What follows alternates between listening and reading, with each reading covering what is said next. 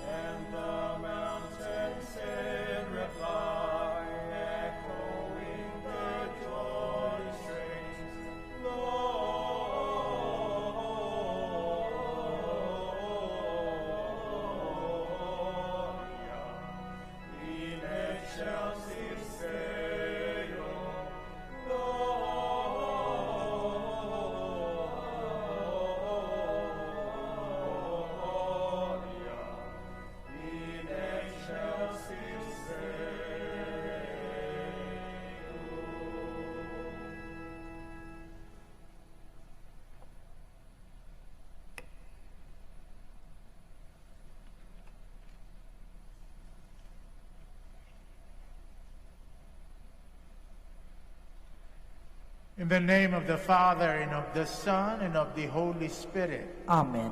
The Lord be with you. And with your spirit. Today we celebrate the feast of the Lord's baptism. The baptism of the Lord inaugurates his mission as Messiah. But Jesus reveals himself not as a glorious figure, but as one who is obedient to the Father and close to the poor and to sinners. Today's feast reminds us of our own baptism, which entails dying to our own sinful ways to rise up as beloved children of the Father. Brothers and sisters, let us acknowledge our sins and so prepare ourselves to celebrate the sacred mysteries. Have mercy on us, O Lord.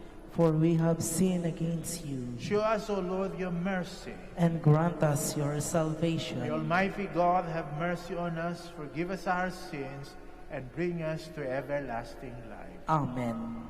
Lord, have mercy. Lord, have mercy. Christ, have mercy. Christ, have mercy. Lord, have mercy. Lord, have mercy. Glory to God in the highest.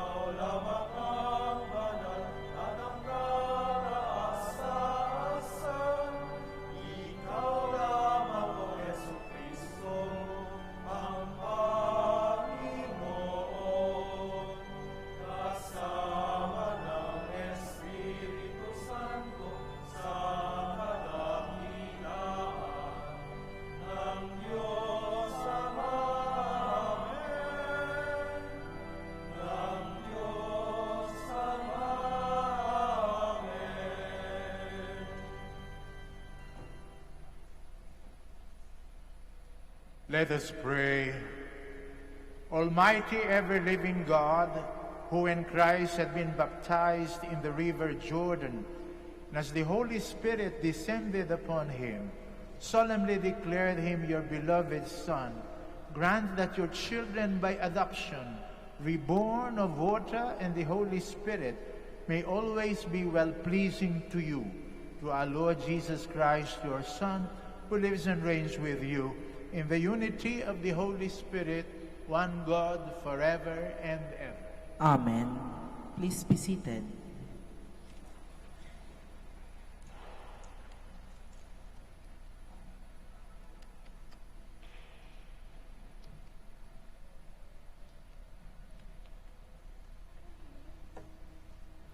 A reading from the book of the prophet Isaiah.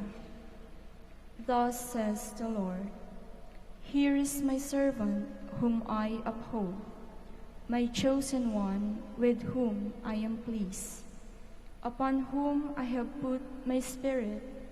He shall bring forth justice to the nations, not crying out, not shouting, not making his voice heard in the street. A bruised reed he shall not break, and a smoldering wick he shall not quench, until he establishes justice on the earth. The coastlands will wait for his teaching. I, the Lord, have called you for the victory of justice. I have grasped you by the hand. I formed you and set you as a covenant of the people, a light for the nations, to open the eyes of the blind, to bring out prisoners from the confinement, and from the dungeon those who live in darkness." The word of the Lord. Thanks be to God. The Lord will bless his people with peace. The Lord will bless his people with peace. Give to the Lord, you sons of God. Give to the Lord glory and praise. Give to the Lord the glory due his name. Adore the Lord in holy attire. The Lord will bless his people with peace. The voice of the Lord is over the waters, the Lord over vast waters. The voice of the Lord is mighty, the voice of the Lord is majestic. The Lord will bless his people with peace. The God of glory thunders, and in his temple all say, "Glory." The Lord is enthroned above the flood. The Lord is enthroned as King forever. The Lord will bless his people with peace. A reading from the Acts of the Apostles. Peter proceeded to speak to those gathered in the house of Cornelius, saying, "In truth, I see that God shows no partiality. Rather, in every nation whoever fears him and acts uprightly is acceptable to him. You know the word that he sent to the Israelites, as he proclaimed peace through Jesus Christ, who is Lord of all.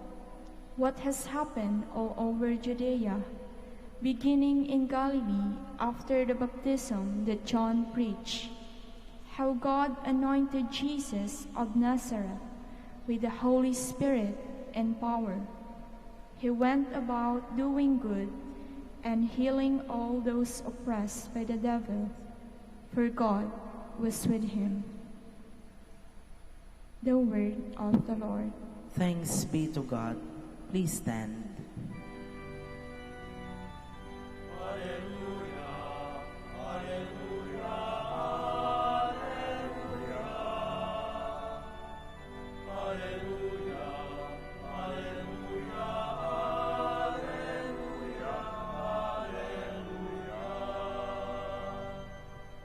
The heavens were open, and the voice of the Father thundered, "This is my beloved Son.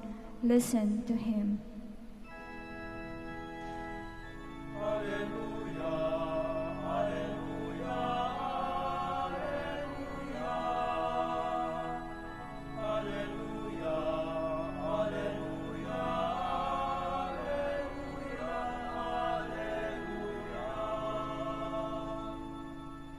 The Lord be with you. And with your spirit. A proclamation from the Holy Gospel according to Mark. Glory to you, O Lord.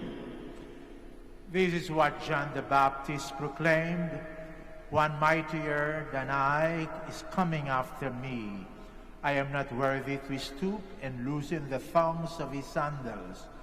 I have baptized you with water. He will baptize you with the Holy Spirit. It happened in those days that Jesus came from Nazareth of Galilee and was baptized in the Jordan by John. On coming up out of the water, he saw the heaven being torn open and the Spirit like a dove descending upon him.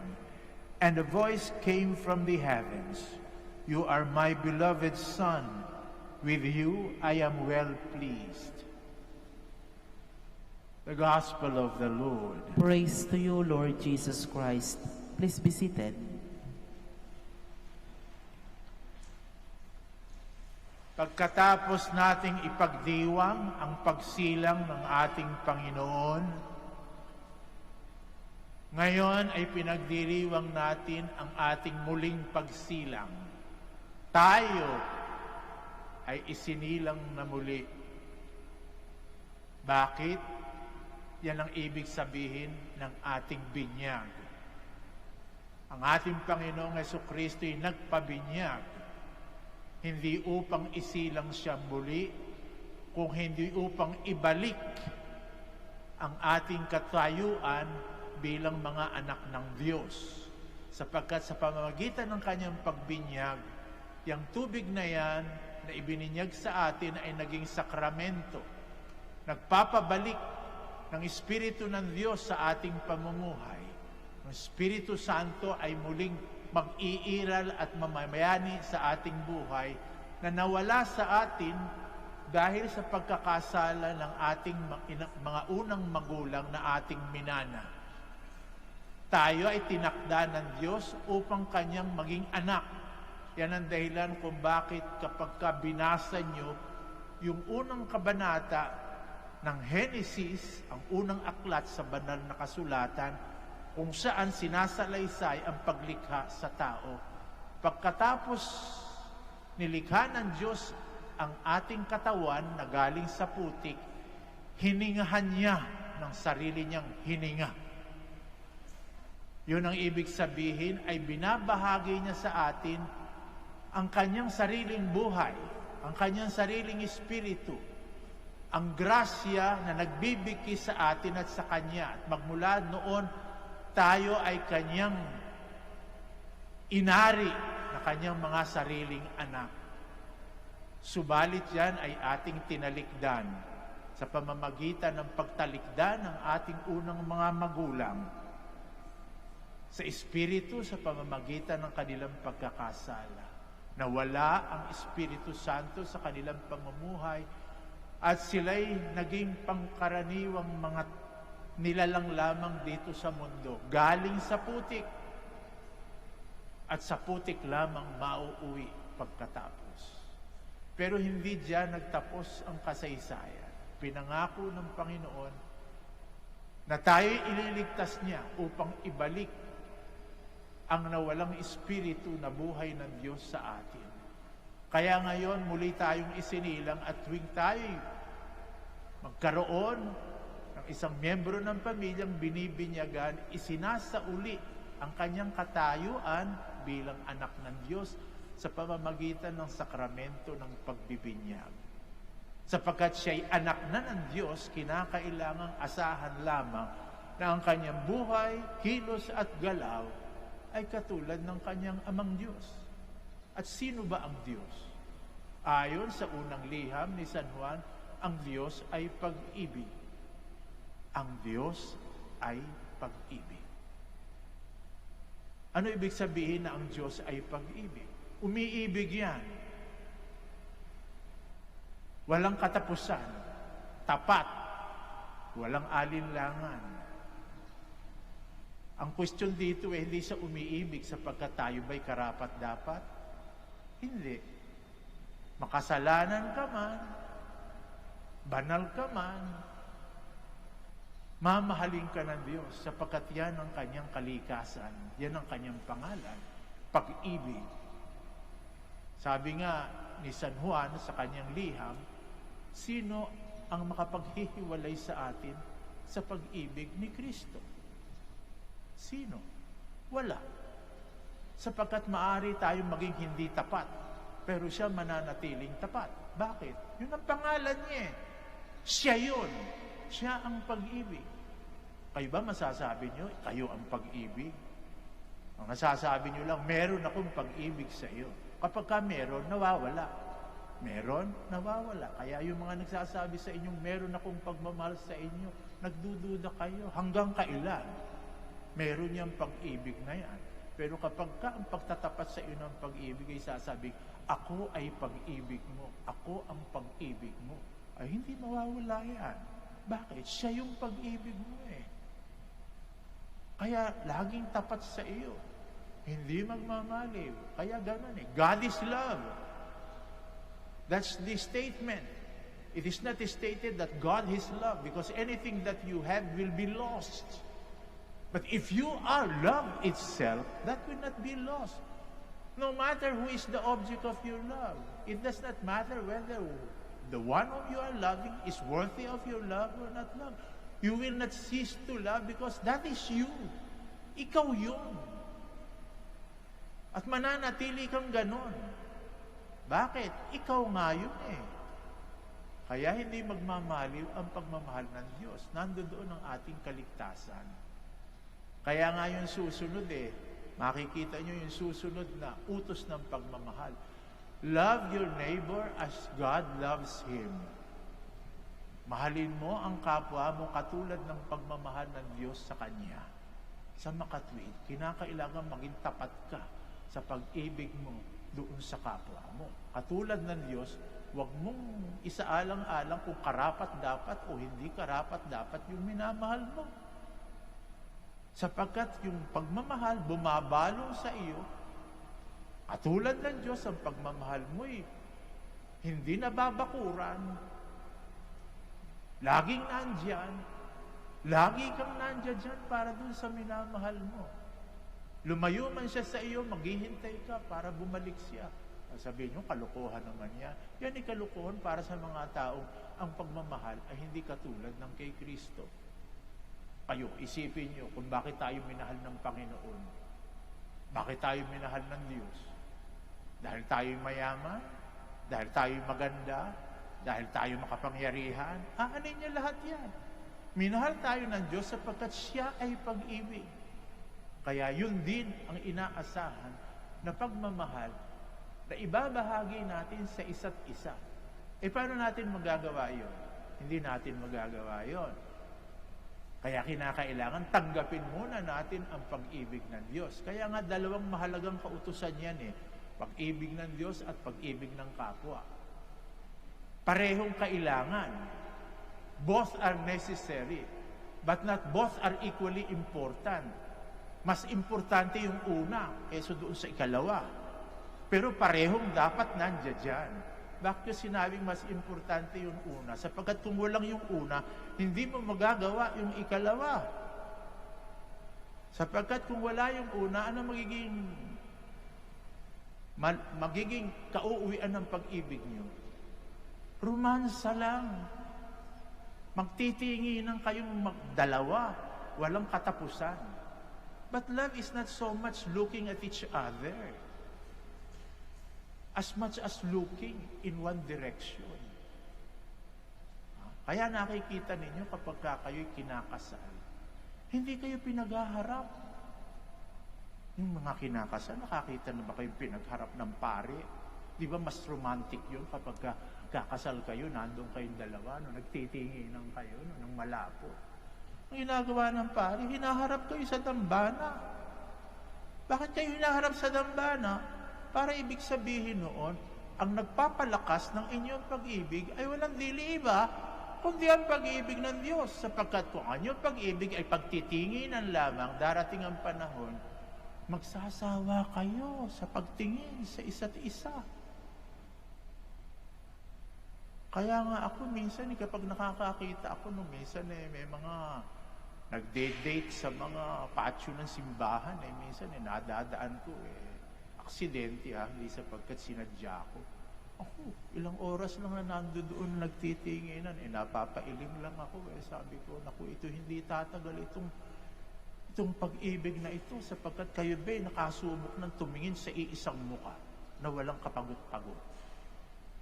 Palapit ng palapit. Pagtingin nyo sa iisang muka nang walang pagot. Sa una, maganda. Pero pag napagod na yung mata ninyo, katitingin, ang dami nyo nang nakikita. Pagkatapos, pwede nyo nang sabihin doon sa mukhang tinitingnan nyo, "Darling, ngayon ko lang napansin, ikaw pala'y may pagkaduling." Nako, dyan na magsisimula ngayon ang awayan. Marami na kayong nakikitang kapintasan sa isa't isa. Kaya tingnan nyo, lahat ng human love, simple human love, yung romansa na inyong sinusubaybayan sa nobela, sa mga libro, sa mga teleserye, ano nangyayari? Kung hindi naghihiwalay, nagpapakamatay. Romeo and Juliet, Cleopatra and Mark Antony, Eloise and Abelard. Siguro, kung magpapatuloy pa ako, baka yung mga review na sa literature and history. Ano nangyayari? Nagpapakamatay. Nagsasawa. They are disappointed, totally disappointed by the promise of that love. Kaya ang ginagawa, hinaharap sa dambana para ipakita, ang pag-ibig ninyo ay dapat katulad ng pag-ibig ng Diyos. Walang sawaan. Tapatan. Magpawalang hanggan. Kaya hinaharap sa dambana sapagkat, pag nakita mo sa dambana, ang bawat dambana may krus. Yan ang sukatan kung ang pag-ibig nyo'y totoo o hindi. Kaya nga sinasabi ko, bakit mo pakakasalan yung magiging asawa mo? Charming po.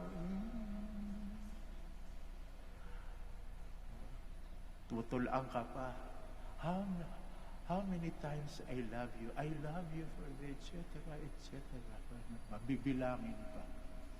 Sabi ko, magtapatan tayo. Lalaki, handa ka bang magpapako sa krus alang-alang dyan sa minamahal mo?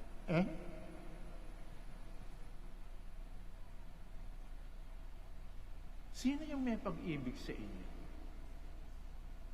Nahahandang magpapako sa krus alang-alang sa inyo.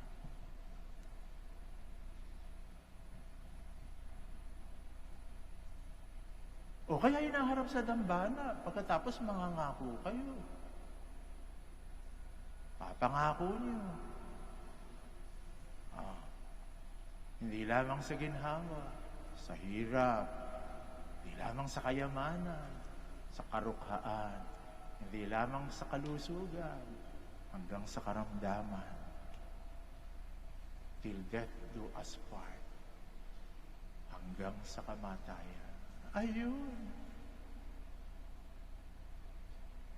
Yun. Ang pag-ibig ng Diyos. Magagawa ba natin yan? Baka tayo maurong. Kami din mga pare, o pa kami magpapare, hinaharap kami sa dambana. Ganon din. Sapagkat kung hindi kami haharap sa dambana, ano mangyayari sa aming pagpapare? Puro kayabangan lang. Lagi kaming nasa limelight o live stream. Pinapanood, pinakikinggan, minamanuhan, una sa mga handaan. Nakala namin kami lagi ang bida. Kami unang tatakbo kapag yung aming mga pinapastol na mga dapat naming mahalin na pastulan, inaatake ng mga kaaway ng pananampalataya. Pagkat kami walang asawa, malaki ang tukso na maging makasarili. Puro lamang yung sarili namin ang aming iisipin. Kaya laging pinaalala sa amin, kami nakatakda sa dambana. At anong gagawin mo sa dambana? Magsakripisyo. Maglingkod. Ano ibig sabihin ng lingkod? Ikaw laging nasa likod. Hindi ikaw ang bida. Hindi yung pinagsisilbihan mo. Kaya nga tingnan nyo sa misa, pagkatapos ng konsagrasyon, anong ginagawa ng pare? Tinataas yung ostia at kalis. Gaanong kataas? Tinatago yung muka. Sapagkat baka yung pari, yung inyong sinasamba, lalo na kung guwapo. Ano ginagawa ng pari? Hindi ako, ito. Ganun ba kayo nakakita ng paring ang ginawa? Binaba yung ostya, at saka yung inilitaw yung kanyang muka at sinabing, magsisamba kayo.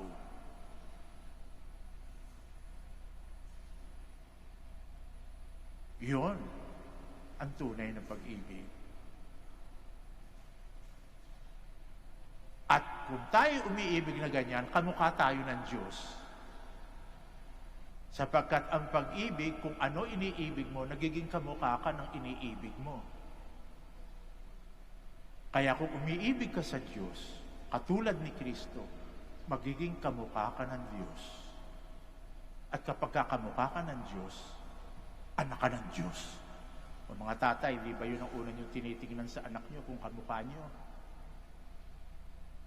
Sapagkat yung nanay sigurado, kahit nakapikit yan, anak ko yan. Pero yung tatay, Kaya pag lumalabas na yung anak, ang unang tinitingnan ng tatay, kamukha ko ba ito? Sino ba ang kamukha? Ganun din.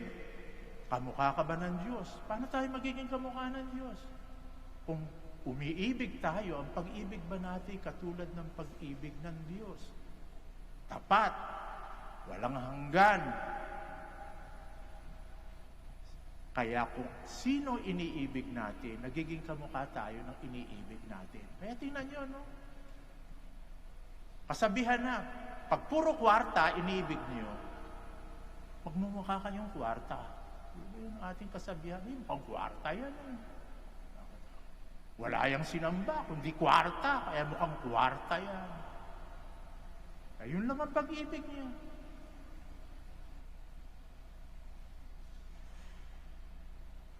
Ngayon, nagsisimula na ang ating bagong buhay. Kaya tanungin natin, anong uri ng pag-ibig meron tayo? Meron ba tayong pag-ibig ng Diyos na pwede nating ipamahagi sa ating mga minamahal sa buhay, sa ating mga asawa, sa ating mga anak, sa mga taong natatagpuan natin, kahit sino, nangangailangan, lalo na, hindi namimili. Sapagkat ang Diyos, minamahal kahit sino, banal o makasalanan. Bakit? Sapagkat yun ang pangalan niya, pag-ibig. Ikaw din ba'y pag-ibig na nakatayo kung saan ka man pumupunta? Kamukha ka ba ng Diyos? Ikaw ba ay anak ng Diyos dahil sa pag-ibig na pinamamahagi mo? Magsitayo tayo para ibahayag ang ating pananampalataya. I believe in one God, the Father Almighty, maker of heaven and earth, of all things visible and invisible. I believe in one Lord Jesus Christ, the only begotten Son of God, born of the Father before all ages, God from God, light from light, true God from true God, begotten not made, consubstantial with the Father. Through him all things were made. For us men and for our salvation, he came down from heaven. Holy Spirit was incarnate of the Virgin Mary and became man. For our sake he was crucified under Pontius Pilate. He suffered death and was buried. and rose again on the third day in accordance with the Scriptures. He ascended into heaven and is seated at the right hand of the Father. He will come again in glory to judge the living and the dead, and his kingdom will have no end. I believe in the Holy Spirit, the Lord, the giver of life, who proceeds from the Father and the Son, who with the Father and the Son is adored and glorified, who has spoken through the prophets. I believe in one holy Catholic and Apostolic Church. I confess one baptism for the forgiveness of sins, and I look forward to the resurrection of the dead and the life of the world to come. Amen. Jesus came to be baptized in the Jordan so that through the cleansing waters of baptism he might heal our sinful nature. Let us now pray to the Father that we may live up to our dignity as children of God. We pray. Lord, listen to prayers of your people. Lord, listen to prayers of your people. May the people of God have a renewed appreciation of the sacrament of baptism, which constitutes the foundation of communion and mission among all Christians. We pray. Lord, listen to the prayers of your people. May each of us be faithful to our baptismal calling to be other Christ, who continue his mission by doing and being good to people around us. We pray. Lord, listen to the prayers of your people. May parents and godparents be faithful to their duty to help bring up children in the knowledge of faith and in obedience to God's commandments. We pray. Lord, listen to the prayers of your people.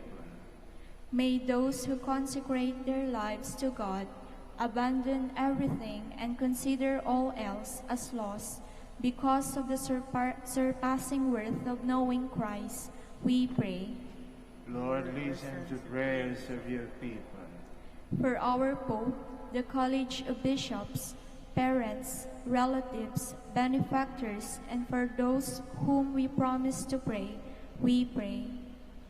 Lord, hear the prayers of your people. For those who had left the order, and for the Dominican family, and the family of our brothers, we pray. Lord, listen. May the Lord keep in safety those who travel today, give comfort to the sick and the suffering, and welcome to paradise the faithful departed, we pray. Lord, listen to prayers of your people. Let us pray for the urgent concerns of our community and our personal intentions.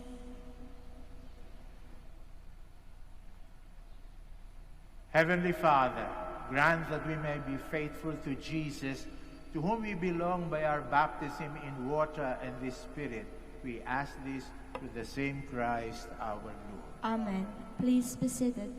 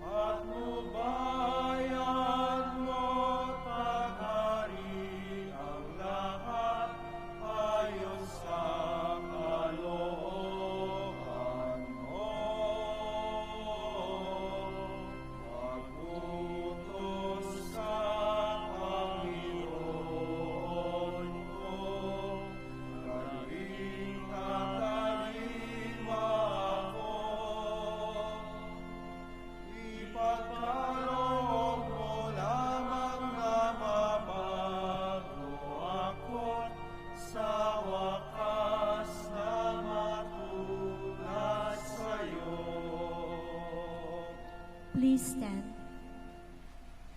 Pray, my dear friends, that our sacrifice may be acceptable to God, the Almighty Father.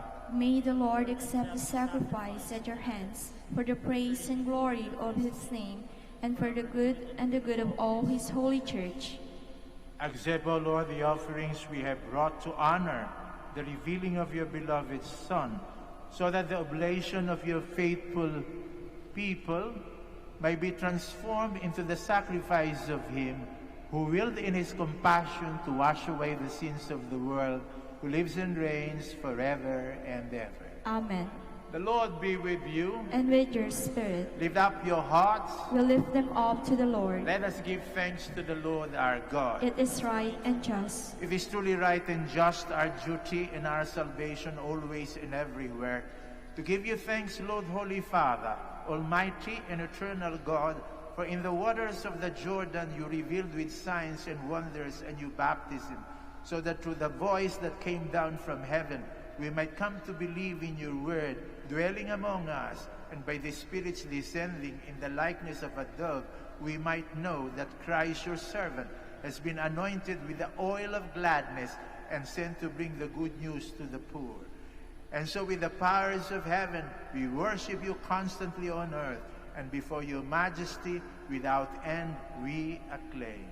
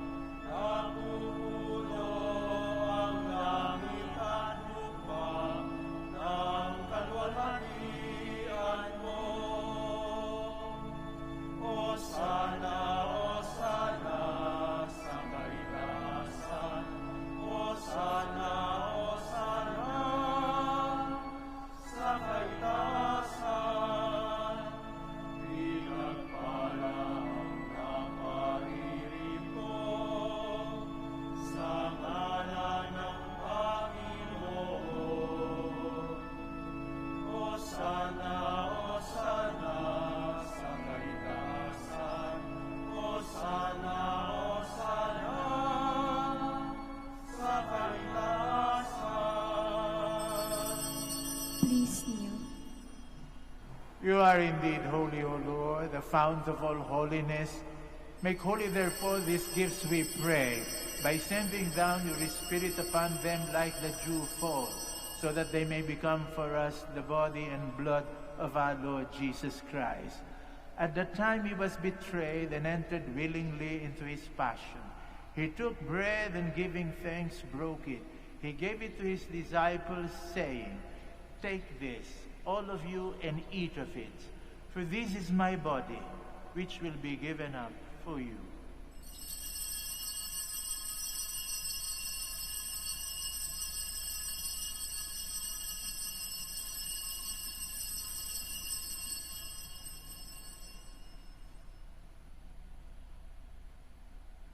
In a similar way, when supper was ended, he took the chalice, and once more giving thanks, he gave it to his disciples, saying, "Take this, all of you, and drink from it.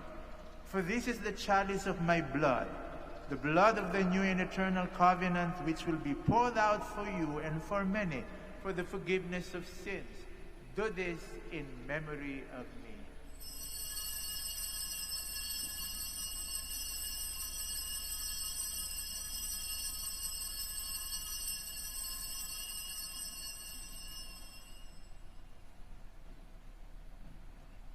The mystery of faith. Si Kristo ay gunitahin, sarili niya'y inihalin, bilang pagkain inumin, pinagsasaluhan natin, hanggang sa siya'y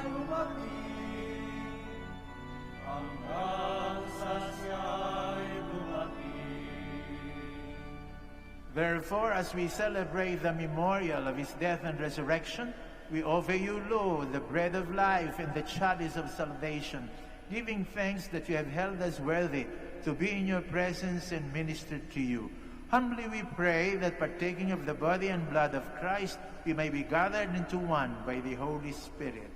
Remember, Lord, your church spread throughout the world and bring her to the fullness of charity, together with Francisco, our Pope, Socrates, our Bishop, Fidelis, our Auxiliary Bishop, Gerard, the Master of the Order, and all the clergy. Remember also our brothers and sisters who have fallen asleep in the hope of the resurrection, and all who have died in your mercy.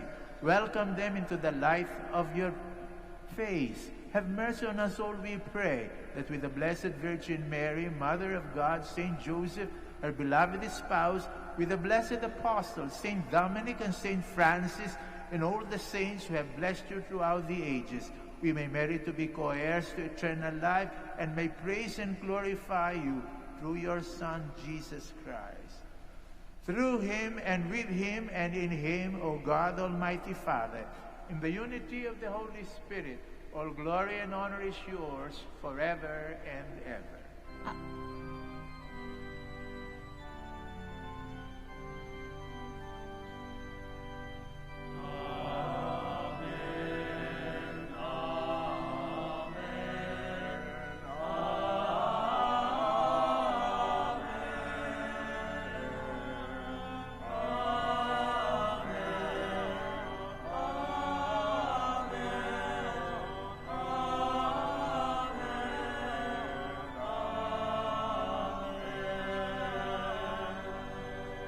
Please stand. Jesus loves us, and in his love for us, he taught us to call his own Father, our Father. So we have the courage to say,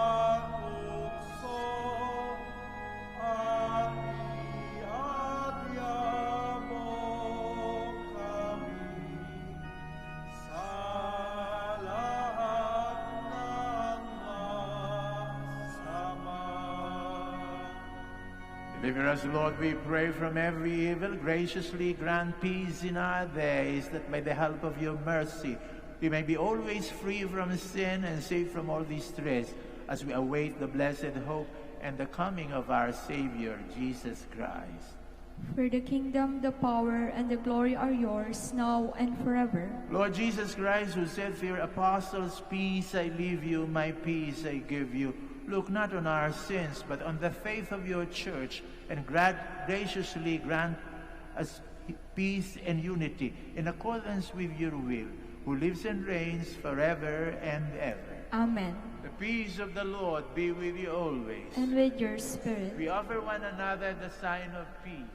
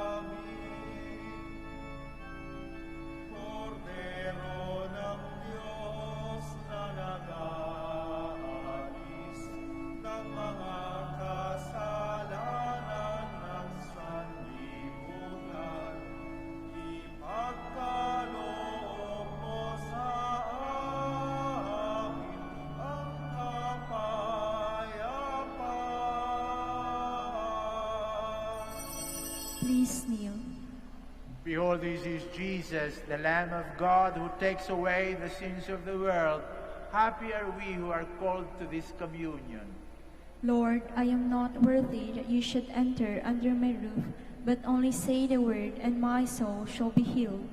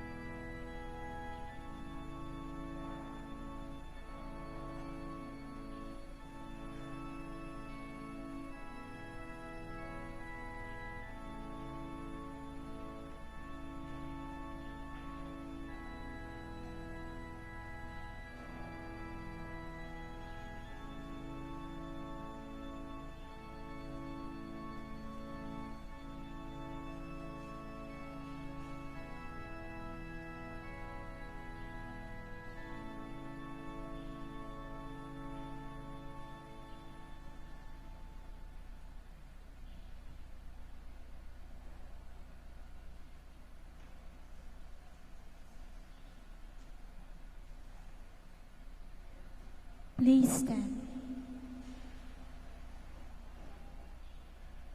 Let us pray. Nourished with these sacred gifts, we humbly entreat your mercy, O Lord, that faithfully listening to your only begotten Son, we may be your children in the name and in truth, through Jesus Christ our Lord. Amen.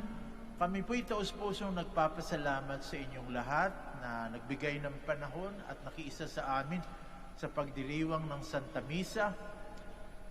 Naway pagpatuloy nyo ang pagdadasal sa amin ng mga naglilingkod sa inyo dito sa Basilica Minore of Our Lady of the Rosary of Manaoag. At kami man po ay magpapatuloy din ang pagdadasal para sa inyo at sa inyong mga pamilya. Bow down your heads now and pray for God's blessing. May Almighty God always keep every adversity far from you, and in His kindness pour out upon you the gifts of His blessing. Amen. May God keep your hearts attentive to His words, that they may be filled with everlasting gladness. Amen. And so may you always understand what is good and right, and be found forever hastening along the path of God's commands, made co-heirs with the citizens of heaven. Amen. And may the blessing of Almighty God, the Father, the Son, and the Holy Spirit come down on you and remain with you forever. Amen. Go forth, the Mass is ended. Thanks be to God. Please join me as we now pray for the blessing of the sick. Pray also for the blessing of rosaries and other religious articles. Our help is in the name of the Lord, Who made heaven and earth. God, our Almighty Father, by your blessing you give us strength and support in our frailty. Turn with kindness toward our sick brothers and sisters. Free them from all illness and restore them to good health through the intercession of Our Lady of the Rosary of Manaoag, so that in the sure knowledge of your goodness they will gratefully bless your holy name. We ask this through Christ our Lord. Amen. In memory of the mysteries of life, death, and resurrection of our Lord Jesus Christ, and to the honor and glory of the Blessed Virgin Mary, Mother of Christ, Mother of the Church, Our Lady of the Rosary of Manaoag, may these rosaries, images, candles, oil, and other religious articles be blessed and made holy. In the name of the Father, and of the Son, and of the Holy Spirit. Amen. Amen.